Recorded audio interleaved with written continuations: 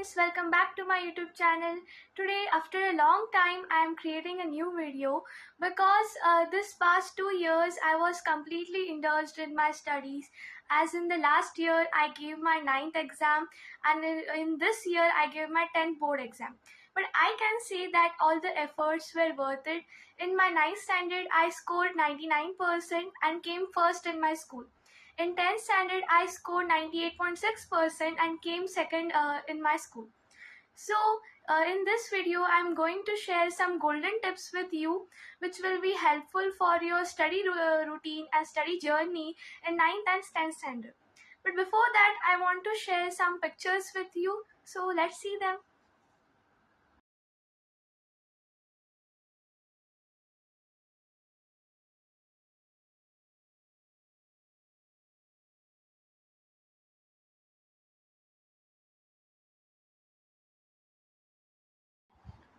In this video, I am going to tell you about the changes that come in our life as we are promoted from 9th standard to 10th standard.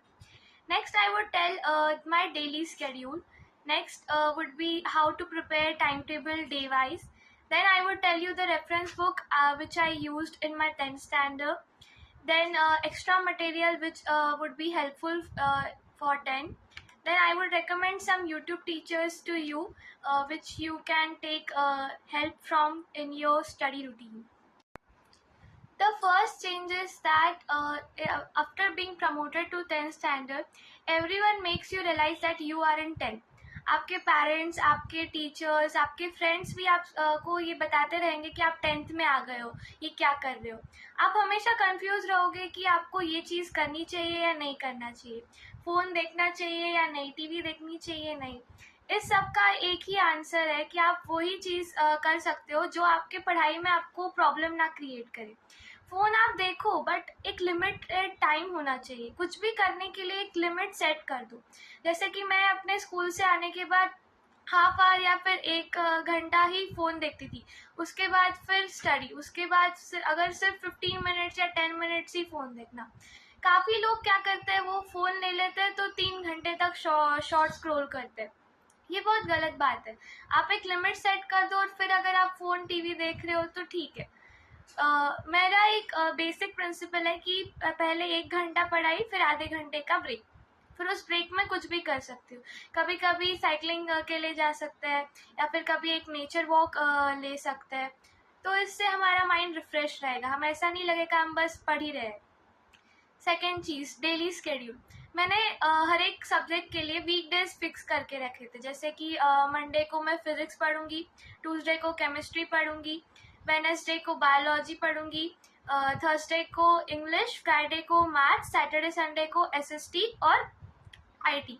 Friday को maths इसलिए क्योंकि maths बहुत vast subject है. अगर उसमें कुछ थोड़ा सा सॉल्व करने का बच जाता है तो हम वो सैटरडे संडे में मैनेज कर सकते हैं. तो अभी पढ़ना कैसे है, किसी भी चैप्टर को कंप्लीट करने के लिए सबसे पहले आप उसका एनसीईआरटी पढ़ो. इससे पहले कि मैम वो चैप्टर क्लास में पढ़ा ले, उसका एनसीईआरटी पूरा आप रीड कर लो. समझने की कोशिश करो जितना आप समझ सको. उसके बाद मैम का पढ़ा के होने के बाद वापस से वो चैप्टर रीड करो. फिर एनसीईआरटी में जो उसकी एक्सरसाइज दी होगी उसको सॉल्व कर लो. फिर थर्ड चीज़, फिर रेफरेंस बुक, जो भी रेफरेंस बुक आप खरीदो उसको सॉल्व करो. और उसके बाद लास्ट में वापस से जो नोट्स दिए होंगे आपके मैम ने उसको रिवाइज कर लो. तो ये जो स्केड्यूल है पूरा, इसको आप वीकली रिपीट करो. जैसे कि अभी एक वीक मंडे था केमिस्ट्री का, उसमें आपने ये 4 चीज़ें कर ली. नेक्स्ट वीक आप इसमें से फिर सिर्फ एनसीईआरटी पढ़ लेना और नोट्स रिवाइज कर लेना. और जो नेक्स्ट चैप्टर पढ़ाया जा रहा होगा उसके लिए सेम चीज़ फॉलो करना. और उसके बाद जो थर्ड वीक आएगा तब वापस से पुराना वाला रिवाइज करो. 10th और 9th के लिए बेसिक स्ट्रेटजी यही होती है कि आप चीज़ों को बार बार रिवाइज करो. जितना आप रिवाइज करोगे उतना आपको अच्छे से याद रहेगा और एग्ज़ाम में बिल्कुल भी प्रॉब्लम नहीं होगी. अब डेली का टाइम टेबल कैसे बनाना है. हमने डेज तो फिक्स कर लिए कि हम ये सब्जेक्ट इस दिन पढ़ेंगे, पर ऐसा हो नहीं सकता ना कि दूसरे दिन भी जो टीचर पढ़ाने वाला है वो हमारे शेड्यूल के अकॉर्डिंग ही हो. तो हम कैसे करेंगे, मैं कैसे करती थी, जैसे कि आज मुझे केमिस्ट्री पढ़ना है, उसमें से मुझे 2-3 चीज़ें करनी है. एनसीईआरटी रीड करनी है, एक्सरसाइज सॉल्व करनी है और रेफरेंस बुक सॉल्व करनी है. और कल मेरा समझो फिजिक्स का टेस्ट है, तो फिजिक्स का भी पढ़ना पड़ेगा, और मुझे आज कोई होमवर्क दिया होगा तो वो भी पढ़ना पड़ेगा। तो मैं इन सारी चीज़ों को एक पेपर पे लिख लेती थी कि आज मुझे ये 5 to 6 चीज़ें कंप्लीट करनी है। उसके बाद हर एक चीज़ को कितना टाइम लगने वाला है वो उसके बाजू में लिख लो।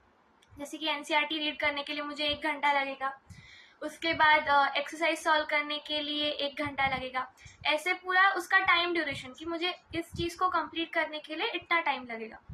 उसके बाद फिर उसके राइट साइड में लिखो कि मैं ये चीज़ किस से किस ड्यूरेशन में कंप्लीट करूँगी। जैसे कि एनसीईआरटी की रीडिंग में 3:30 to 4:30 कंप्लीट कर लूँगी, फिर हाफ आवर का ब्रेक, फिर 5 to 6 में मैं नेक्स्ट चीज़ कंप्लीट करूँगी। ऐसे करके डेली का शेड्यूल बनाओ, फिर उसको जैसे जैसे कंप्लीट होता जाए उसको टिक मार्क करो। तो मीन्स टारगेट बेस्ड लर्निंग करो कि आज के दिन का मेरा ये टारगेट है, इसको मुझे कंप्लीट करना है।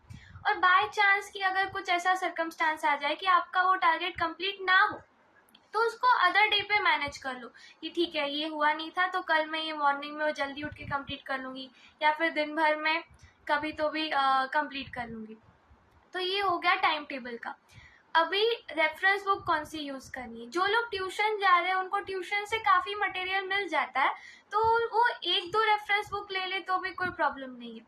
पर जो ट्यूशन नहीं जा रहे हैं, मैं रेफर करूँगी आप 2-3 रेफरेंस बुक ले लो, क्योंकि रेफरेंस बुक से आपको आइडिया आता है कि कैसे टाइप के क्वेश्चन आ सकते हैं। उससे आपकी काफ़ी अच्छी प्रैक्टिस हो जाती है कि मीन्स एक माइंड डेवलप हो जाता है क्वेश्चन को टैकल करने का। फिर एग्जाम में उस टाइप के क्वेश्चन आते हैं, ऐसा नहीं कि वही क्वेश्चन आएगा, पर मैक्सिमम टाइम ऐसा होगा कि रेफरेंस बुक से क्वेश्चन आते हैं। स्कूल एग्जाम में भी आते हैं, बोर्ड एग्जाम में भी आते हैं। तो रेफरेंस बुक 2-3 ले लो। जैसे कि साइंस में एनसीईआरटी एग्जाम्पलर ले लो, ओसवाल और ऑल इन वन। ये तीनों ही बुक बहुत अच्छी है, इससे बहुत अच्छी प्रैक्टिस होगी। उसके बाद एसएसटी के लिए ऑल इन वन ले लो, उतना ही सफिशिएंट है। इंग्लिश के लिए ओसवाल ले लो। मैथ्स के लिए आरडी शर्मा, एनसीईआरटी एग्जाम्पलर और ओसवाल। संस्कृत, हिंदी, इन सब के लिए रेफरेंस बुक की ज़रूरत नहीं है, ये आप खुद से भी पढ़ लो। जो टीचर बता रहे हैं वो अच्छे से सुन लो, तो आपको इसमें कोई प्रॉब्लम नहीं होगा। उसके बाद कुछ एक्स्ट्रा मटेरियल भी आप ले सकते हो स्टडी के लिए। जैसे कि मैं रेफ़र करूँगी कि एक 400 पेजेस की आप एक रफ बुक ले लो। जैसे कि ये आपको प्रैक्टिस में काफ़ी हेल्प करेगी। जैसे कि मैथ्स का मैं कैसे पढ़ती थी, इससे पहले कि टीचर कोई चैप्टर एक्सप्लेन मीन्स या फिर समझो टीचर कल एक्सरसाइज 1 बताने वाली है किसी भी चैप्टर का, तो पहले मैं वो खुद से सॉल्व कर लूँगी कॉन्सेप्ट वगैरह समझ के। फिर टीचर के बताने के बाद वापस से एक बार सॉल्व करूँगी। फिर जैसे पूरा चैप्टर हो जाएगा, फिर उसके बाद पूरी सारी एक्सरसाइजेस फिर से सॉल्व करूँगी। और आफ्टर 3-4 हफ्ते के बाद तो वो रिवाइज करना ही है, तब वापस सॉल्व करना है। तो इसमें काफ़ी सारे मीन्स पेजेस तो लगेंगे, इसलिए मैं रेफ़र करूँगी कि एक 400 पेजेस की रफ बुक ले लो जिससे आपको हेल्प हो। सेकेंड चीज़, एक डिजिटल नोटपैड ले लो। मैथ्स के लिए ये बहुत हेल्प करेगा। समझो आपको कोई सम बार बार सॉल्व करना है, कितने पेजेस वेस्ट करोगे। नोटपैड ले लोगे, इसमें आप कुछ भी लिखो, उसको रफ करो, वापस से सॉल्व करो, कोई प्रॉब्लम नहीं होगा। उसके बाद जब से आप एंड में आते हो, यानी कि प्री बोर्ड्स जब आपकी शुरू होने वाली हो, तो ये एक आंसर शीट ले सकते हो आप OMR प्रैक्टिस के लिए। इसमें जितना भी आपका डिटेल्स फिलअप करना होता है, ये सब कुछ आप इसमें फिलअप करके प्रैक्टिस कर सकते हो। फिर प्लस जो बोर्ड की आंसर शीट होती है वो हॉरिजॉन्टल होती है, वो स्कूल की आंसर शीट जैसे नहीं होती है, तो हमें बहुत ज़्यादा लिखना पड़ता है, ऐसे एकदम एक्सटेंड करके एक्सपांड कर करके एक्स्ट्रा के पॉइंट्स ऐड करने पड़ते हैं ताकि उतना स्पेस फिलअप हो जाए। तो उसकी अगर आप प्री बोर्ड के समय प्रैक्टिस कर लोगे तो ये आपके लिए हेल्पफुल रहेगा। फिर जैसे आपकी प्री बोर्ड्स चालू होने वाली हो, एक ओसवाल की लास्ट 10 years प्रैक्टिस की एक बुक है, वो ले लो। उसमें पिछले 10 सालों के सभी क्वेश्चन पेपर्स दिए हुए हैं आउटसाइड दिल्ली के, तो उसमें सभी जो क्वेश्चन की प्रैक्टिस आप अच्छे से कर सकते हो, आपको एक आइडिया आ जाएगा।